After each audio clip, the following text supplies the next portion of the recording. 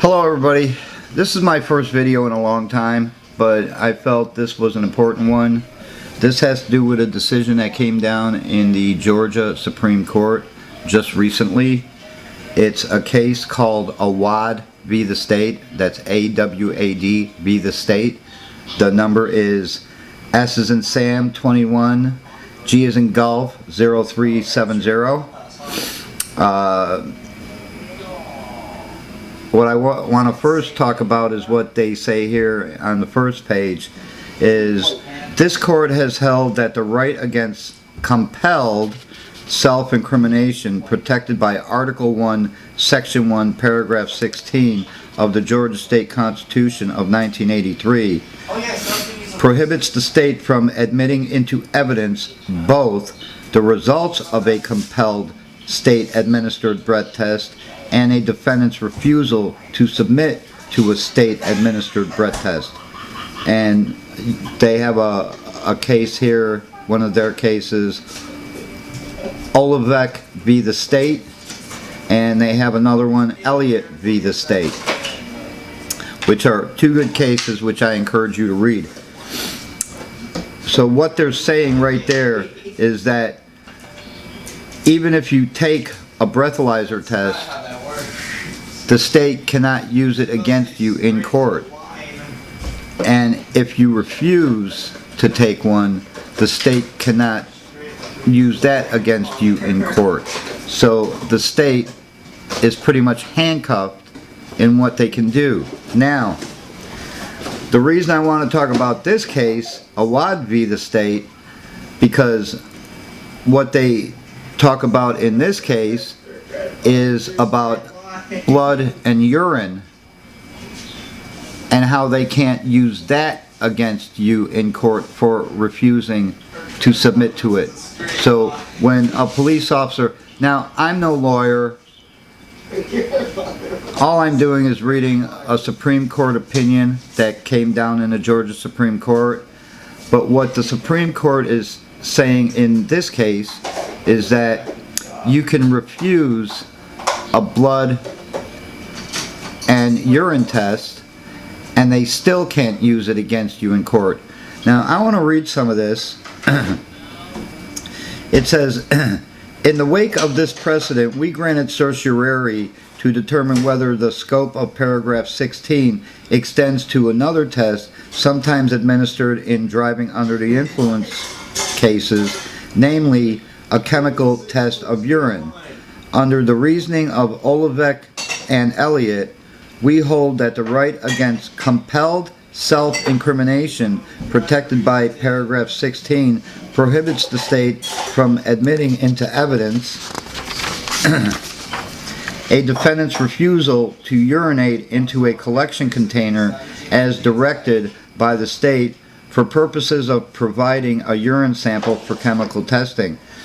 Now, what's interesting about this is that they've already determined this in another case, in Elliott and Olivec. But what I encourage you to do is to read the Georgia State Constitution.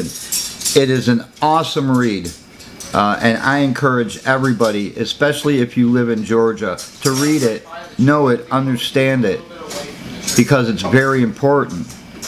Now it says, on November 13, 2018, a police officer found Omar Awad sleeping in the driver's seat of a vehicle that was stopped in the middle of an intersection. The officer arrested Awad, read him the relevant implied consent notice, and requested that he provide... Let me just take this paper clip off, it's irritating.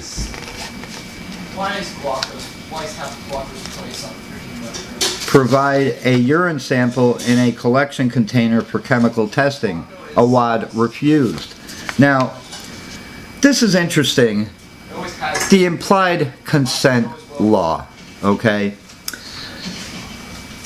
Every police officer will tell you if they suspect you of drinking and driving, that when you applied for your driver's license, when you signed that document, you said that you will comply with all Georgia laws, including the implied consent law, which gives them the authority to do this, okay? However,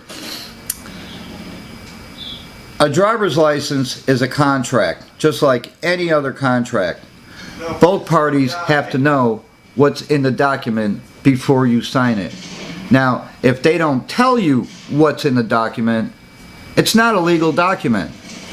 Because when you go to the DMV, they never tell you, oh my God! I also want to let you know that you're, when you sign this, you're also signing the implied consent law. They don't tell you that, okay? So, you can really beat the implied consent law because just like any other contract, a contract is null and void if both parties don't have an understanding of what's in it. And if you look on a Georgia driver's license application, there is nothing that says anything about the implied consent law. So, right there, the contract is null and void. So actually, your driver's license is null and void. Now, in footnote 1, although the record does not contain the language of the implied consent notice that the officer read to Awad, the state proffered at the motion to suppress hearing that the officer read Awad the appropriate implied consent warning.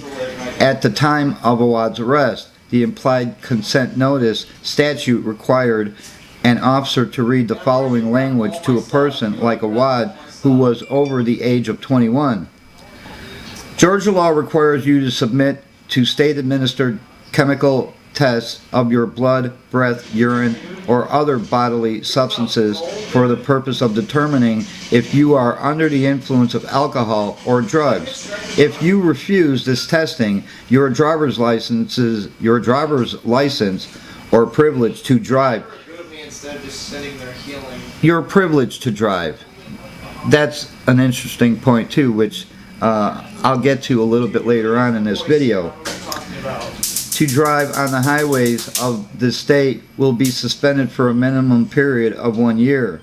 Now, first of all, that isn't true because there is another court that you have to go to that will determine if your driver's license gets suspended for a year. But most of the time it doesn't because, one, you have to be, you have due process, okay?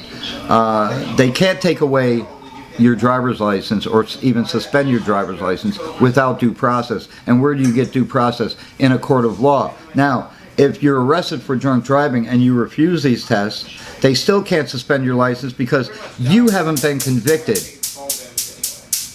of anything.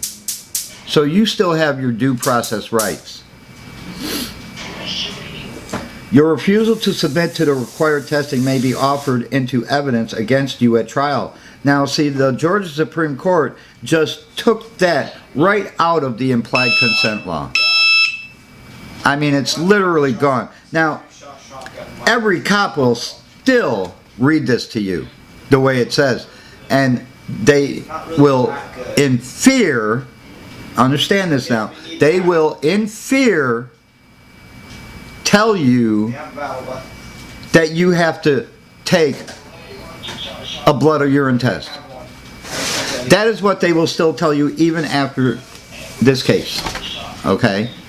Because one, they don't want to know about it, and two, they're not told about it. Because what they can get away with in other courts for people who don't know or understand. See, the problem is even lawyers representing you, okay, you have to think about how much money they make on a DUI case. So they're not even going to tell you this, okay? They will defend you, but it's going to cost you thousands. It costs at least $10,000 to defend a DUI case. And that's even after you post bail. So, you know, you got to understand a lawyer's reasoning because right now, this takes away a lot of money from lawyers. And they don't like that. If you submit to testing and the results indicate an alcohol concentration of 0.08 grams or more, your Georgia driver's license or privilege to drive on the highways of this state may be suspended for a minimum period of 1 year. The key word in there is may, not shall, may. Okay? After first submitting to the required state test, you are entitled to additional chemical tests of your blood, breath, urine, or other bodily substances at your own expense and from qualified personnel of your own choosing. Will you submit to the state-administered chemical tests of your, and then it says designate which tests, under the implied consent law. Okay, now, the one thing you always want to refuse is a field sobriety test. They're meant to fail. Even sober people fail them, okay? Because they can fail you for anything, okay? Not to mention it's voluntary. Of course, a police officer will never tell you it's voluntary, okay? But it is. So you can just flat out refuse it. In fact, tell them to go to hell. That's what you ought to tell them. Now, in this case, what the Georgia Supreme Court is saying, that because you have the right against compelled self-incrimination, you don't even have to submit to a urine, a blood test, or any other test that they want. A breath test you don't have to submit to.